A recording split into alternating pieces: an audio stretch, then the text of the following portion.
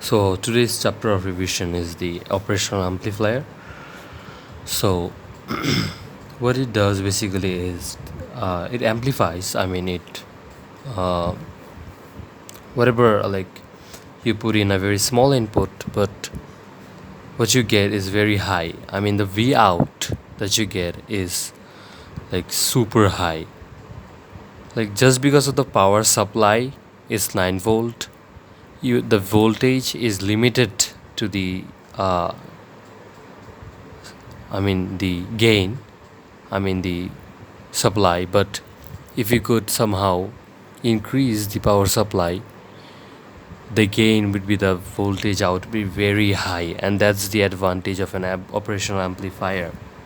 And at some point this could be a disadvantage too, but that's how it is. And so you might have a question that why is there two input terminals at the first place.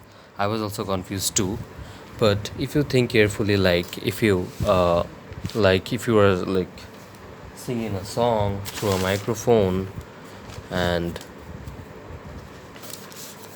and you were singing a song, and the microphone, the non-electric ones, wouldn't produce enough of voltage. Like they would produce a very small voltage, like 0.0 or 0.01 or like 1 millivolt. So these are the ranges of voltage they produce. So this is very low, and we usually put it through this non-inverting input. Yeah, and like if you put it through here, if you connect it to this terminal, so what you do is you earth this terminal. So what we get is we get a potential difference here. So that's how the operational amplifier calculates that there is actually a signal by comparing two values. So that's the use of the two input terminal. Actually they compare the value, and sometimes it might be necessary that you compare the PD to take in the value. Like for instance, there might be any object, there might be any electrical appliance that might be giving two different voltage, and all you need to know is the difference between them, the PD.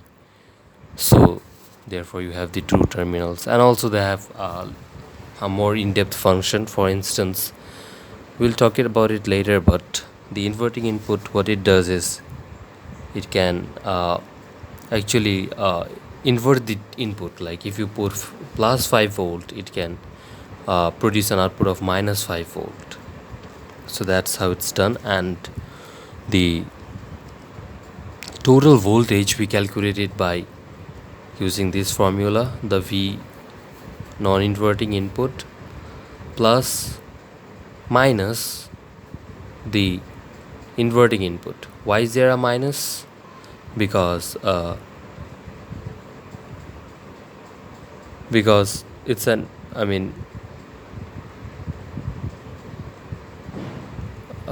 what, as we spoke earlier, like whatever the value we gave, we get a opposite result, and that's why you put a minus. And overall what we get is V, the inverting one, the non-inverting one, minus the inverting one.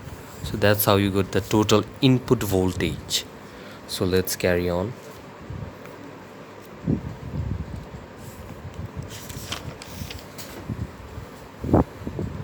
So you calculate the gain using this formula. The gain equals to output voltage divided by input voltage, V out, and as we saw earlier, the non-inverting voltage minus the inverting voltage, or the V plus minus V minus. We saw how this minus came earlier. And yeah, how is an input obtained? You see, like we talk about it, like you speak and you provide a very low voltage actually, and it compares with this one must be earthed, and this compares the PD, and you actually get an input, and that's how it's done. Now let's do a calculation using the gain. So with an open loop voltage gain, the gain is this 10 to the power 5, and the power supply is, yeah, this is the range of power supply that usually we have. And what is the smallest difference between V plus and V minus? So what it's talking about is the total input. It's talking about the total input. I mean, that's how we calculate the difference between the V plus minus V minus. For the op amp is not saturated. Now we'll talk about saturated later, but what it wants is the V input. So the formula is G equals to V output divided by V input, and if you make V input the subject, you get the gain as this, and the gain has no unit. I mean, oh sorry, the gain is given already. The V input, we might get the value as plus or minus, so we put both. Proceeding to, so the another thing is the ideal op amp. So scientists think that if like where op amp could work in the very ideal condition, or we could have a very ideal op amp, if we could build a very perfect operational amplifier, then they could have they would have the following properties. Firstly, the first one is infinite open loop gain. So what does this mean? So firstly, let's look at the word open loop. So usually we get this is an open loop, but in next, as we go on, we will find operation amplifiers that the voltage V out is connected again back to the input to reduce the PD, but we'll look at this later. But what we see is that it is closed in such a way it's closed. But normally, this is not the case, and that's what it means. Like if it's like there is nothing, there is no connection between the output or input, and everything is like open, there is no such loop where it's connected to the V out is connected to the input again.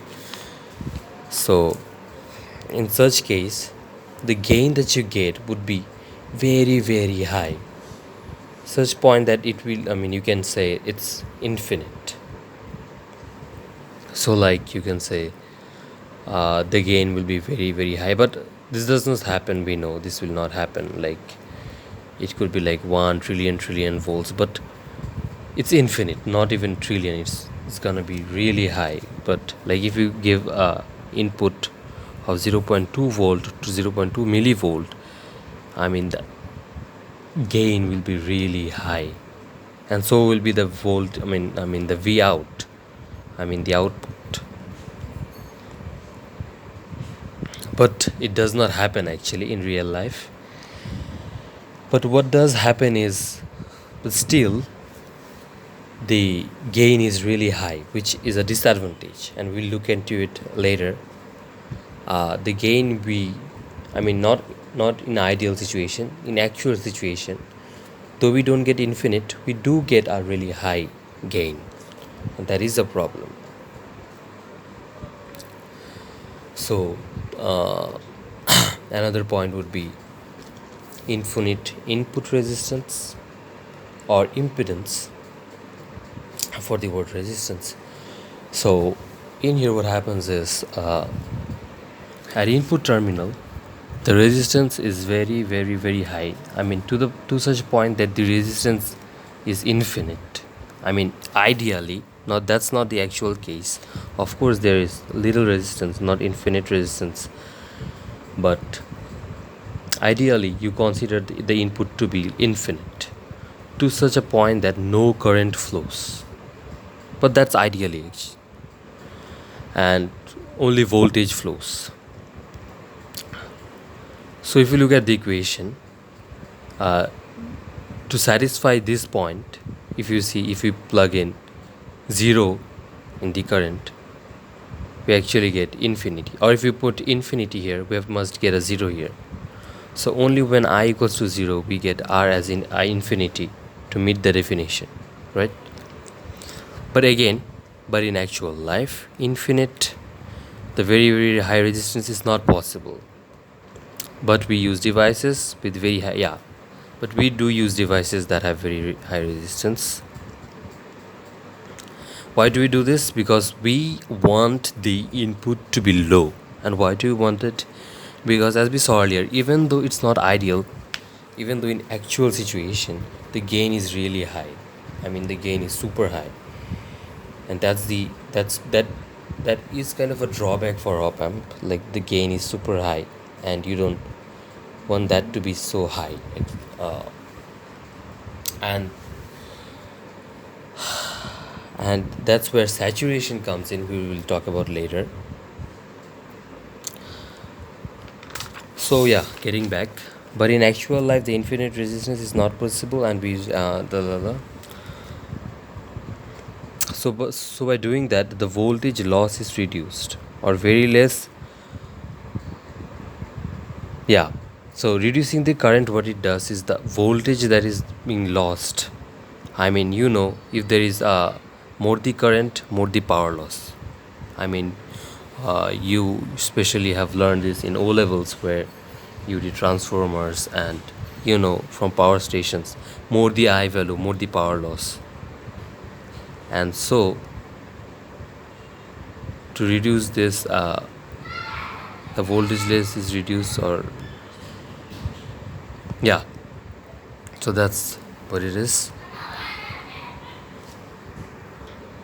And if you also see that R equals to Vi, so if the resistance is constant, decreasing the voltage actually, decreasing the current actually increases the voltage. I mean, so the voltage is, we can see, is not lost in that sense. So that's what we are talking about. And the next point would be,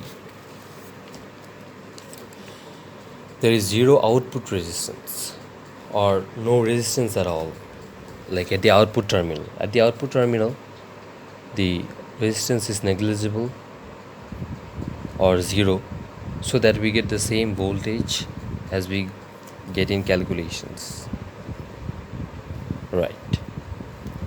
An infinite bandwidth. So it's talking about the range of frequency that it amplifies. So what's a bandwidth? A bandwidth of an amplifier is the range of frequencies that are amplified by the same amount. So as a result, there are no anomalous gain. But if you look at the actual situation, as frequency increase above the density capability, it lumps up, either adds or average the values. As a result, we get an input voltage other than the actual value. So what it's trying to say is that in an ideal operation amplifier, if you give a very a very very large bandwidth, like a lot of frequencies, very high pitch, or very, like, you can exceed a very large quantity wise. Like, you won't understand if I don't explain you the actual situation. So for instance, like our ear, consider our ear. Like if there is ultrasound, like which you may consider as a very very high bandwidth, our ear doesn't catch it, right? So what is it doing? It's either adding up or it's cancelling out, right? So for instance, what you get is like a very anomalous reading. Like what you do, like the input is 0 and you might get a very, like 0.1, or like very, or no value, because it gets nothing. And using the output value, if you calculate it, you get a false or anomalous gain, right? The gain that you get from here using the actual scenario, it's false, because there is actually a sound, there is actually a frequency going in here, right? But there is no input, because it's above, the frequency is above the device's capability. Do you understand? Like our ear cannot catch the ultrasound. Similarly, some microphones may not catch the ultrasound. But in operation amplifier, this is not the case.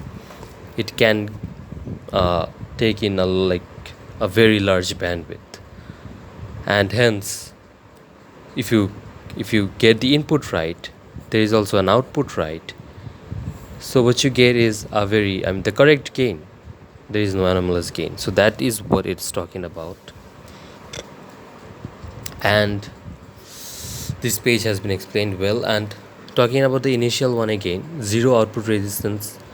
For instance, the output has to be 3 volt, and you don't want it to be reduced in any way, right? You would want the least resistance to be in this terminal. So what if you build a operation amplifier? Ideally, you would build in such way that you get zero output resistance. You don't want any resistance at the output terminal.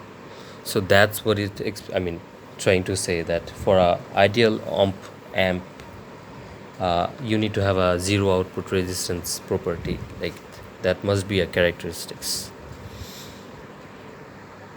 So coming to the next point is infinite slew rate. So very simply and basically, what slew means is like how fast the output is. So ideally, not in the actual situation, ideally, they take the measurement. The output we get is almost instantaneously, like the measure of how fast the op-amp can give output or result.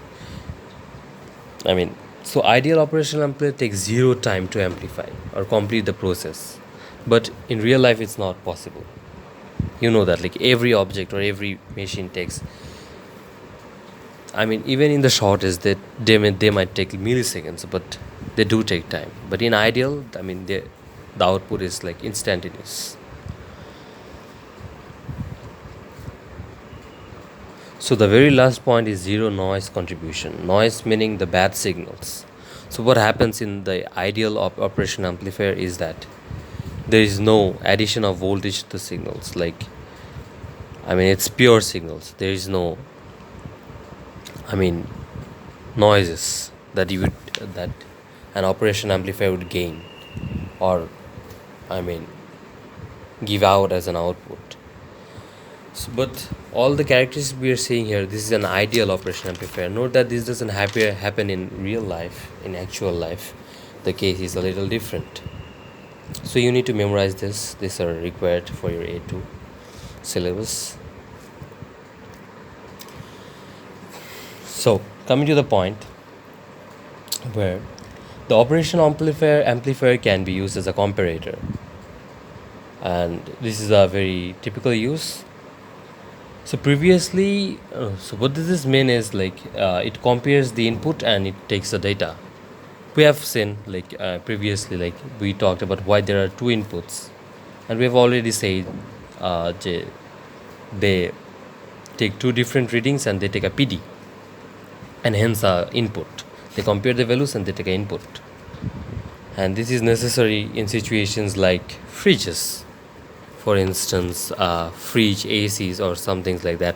See, they both are connected to the same power supply, and these two resistors initially, this, like, on this, they're connected parallelly, and they have same resistance. So the input terminals will get same voltages. As a result, there would be no PD. The voltage would be same, there will be no PD. So there would be no output. And if there is no output, for instance, if AC is connected to the output, it will be turned off.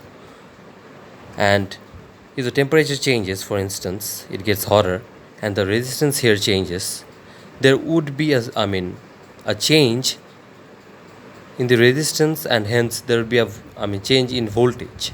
And as a result, because of the change in voltage, we do get a PD. So we do get a signal also. There is a input. So as a result, there is output too, and hence the AC or heater turns on. So we can see how it compares the data and gives an output. So hence the title, the operation amplifier as a comparator.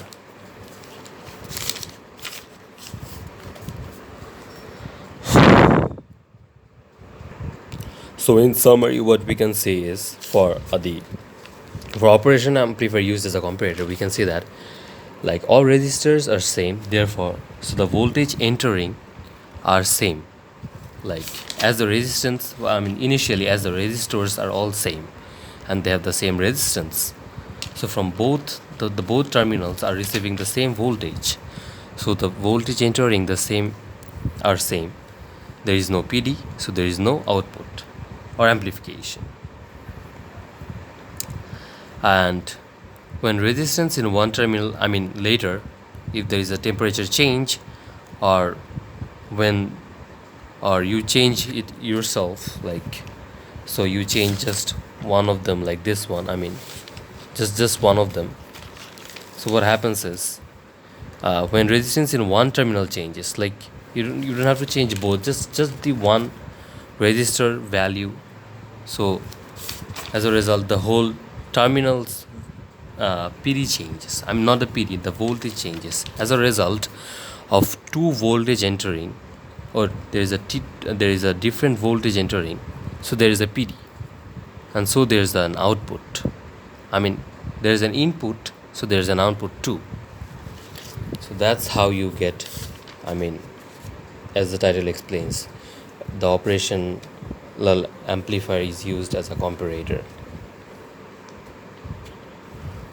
especially in ACs and heaters.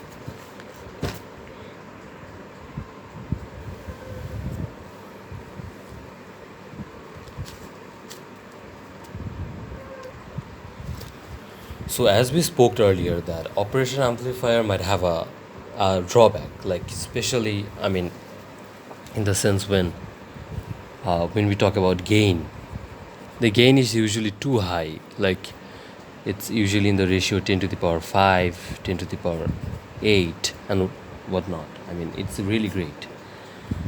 So one thing we can do is, if we connect the small if we connect if we make a connection of V out to V in with any of the terminals, what you're doing is, of course it's going, the V out is doing its task, and you just take a small part of the signal of the V out and send it, feed it back to the one of the terminals of the input. So what you do is, you're actually decreasing the PD in a sense. Just for increasing it, for instance, if it was if there was a value, and if it was 0, then the total PD was high, right? But just because you are again putting a value here, so what you're doing is, the PD or the input will be less, and over time we can limit the gain, and that's where that's where the negative feedback loop comes in. So this again falls into two categories, which we'll look at later.